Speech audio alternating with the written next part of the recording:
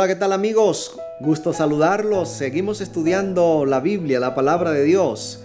Recuerda que este canal titulado Estudiando la Biblia cada día está dedicado exclusivamente para esto. Es para el estudio de la palabra y para que nos reunamos cada día, sobre todo en las horas de la mañana, a estudiar un capítulo de la Biblia. De esa manera vamos avanzando, estudiando la Biblia en orden. Ya estamos en el libro de Hechos. Para hoy tendremos el capítulo 6. Hechos capítulo 6. Prepárate. Y la mejor manera de hacerlo es que le debemos dar allí a la manito, darle like. Esta es la manera de prepararnos para el estudio. Suscríbete si no lo has hecho y activa la campanita. Si hacemos esto, este video, este estudio de la Biblia será recomendado a otras personas. Y todos tú y yo queremos que otras personas también escuchen la palabra, porque la palabra de Dios es viva, es eficaz y es la que da esperanza y salvación.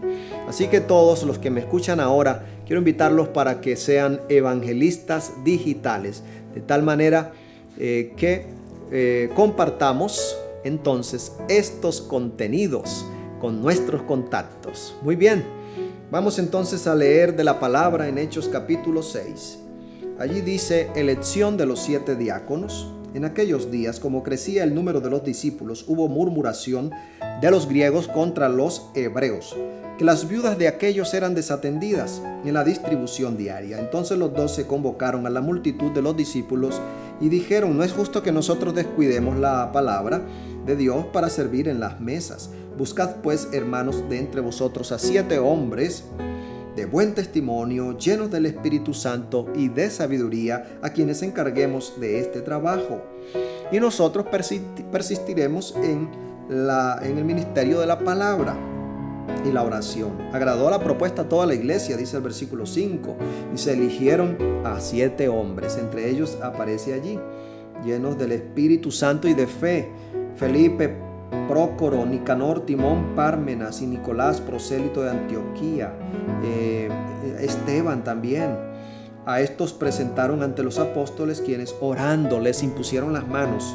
Y la palabra del Señor crecía y el número de los discípulos se multiplicaba grandemente en Jerusalén. También muchos de los sacerdotes obedecían la palabra de Dios. Qué interesante. Miremos el contexto de lo que ocurre aquí. Aquella iglesia primitiva, aquella iglesia apostólica, estaba teniendo mucho éxito, crecía y crecía y crecía. Recuerda que tenían todas las cosas en común. Ayer decíamos que muchos eran expulsados de sus casas, perdían sus trabajos por seguir a Cristo Jesús en medio de esa hostilidad del Imperio Romano. Y entonces se presentó una situación, una discordia entre griegos y hebreos. Los hebreos eran judíos más inclinados a la cultura judía, de allí de Palestina, de la tierra de Judea. Y los griegos también eran judíos, pero más inclinados a la cultura griega. Inclusive ellos, su lengua era la griega, porque ellos habían sido dispersos. Fueron los judíos de la diáspora, fueron esparcidos y por todo el Imperio Romano, y pues adquirieron mucho de la cultura griega y sobre todo la lengua griega. Y entonces ahora vemos aquí esta confrontación. Los hebreos consideraban a los helenistas, es decir, a los judíos de habla griega, como personas no espirituales, manchados por la cultura griega, y los helenistas consideraban a los hebreos como muy tradicionalistas. Así que vemos estas diferencias. Siempre esto nos lleva a pensar: mira, aquella iglesia tan pura, tan creciente, tan exitosa, llena del poder de Dios, del Espíritu Santo, con los discípulos al frente, tuvo problemas. Toda iglesia puede tener problemas, toda comunidad puede tener diferencias, y vemos que vino a propósito de tener una mezcla, ¿no?, de personas de diferentes lugares, con diferentes creencias, culturas, idiomas. Pero ambos grupos eran seguidores de Cristo, amaban a Jesús, y la iglesia creció mucho. Y a los judíos de habla griega, los que habían venido de otras partes, les pareció que los judíos estaban teniendo preferencia, y que las viudas de los judíos de habla griega estaban siendo descuidadas, estaban siendo abandonadas, no estaban siendo bien atendidas. Quizás esto pudo ser simplemente un parecido, pero vino murmuración y Satanás estaba allí para provocar un conflicto dentro de la iglesia. Cualquier detalle, el enemigo de Dios, Satanás, está listo para aprovechar la circunstancia, amigos y amigas, y causar división. Puede ser en tu familia, puede ser en tu iglesia. Sí, si tú haces parte de una iglesia, quizás has visto que esto ha pasado. Pero en este momento hago un paréntesis para decirte, mira, no dejes que el enemigo entre, no permitas que a través de usted el enemigo encuentre cabida dentro de nuestras comunidades. Evitemos las murmuraciones y pongamos todos en las manos de Dios. Él tiene la sabiduría que nos dará para tomar mejores decisiones y tomar solución. El versículo 2 al 7, entonces vemos la propuesta sabia, elección de los diáconos. La palabra diácono es una palabra griega que traduce servidor. Eso traduce diácono, servidor. Y ellos nombraron a estos hombres para servir en las mesas, para atender todas estas cosas y administrar el sostenimiento y preservar de esa manera la unidad y el orden de la iglesia. Fue una decisión muy sabia y dice que luego de esto la iglesia siguió tranquila, siguió creciendo, siguió predicándose y la palabra del Señor, dice el versículo 7, crecía y se multiplicaba.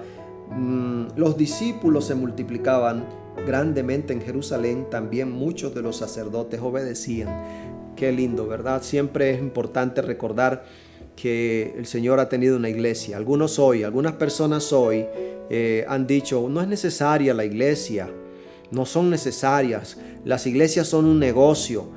Pero si eso fuera así, entonces ¿por qué Jesús estableció una iglesia? ¿Por qué estamos leyendo aquí el libro de los Hechos que los discípulos que estuvieron al lado de Jesús conformaron una iglesia?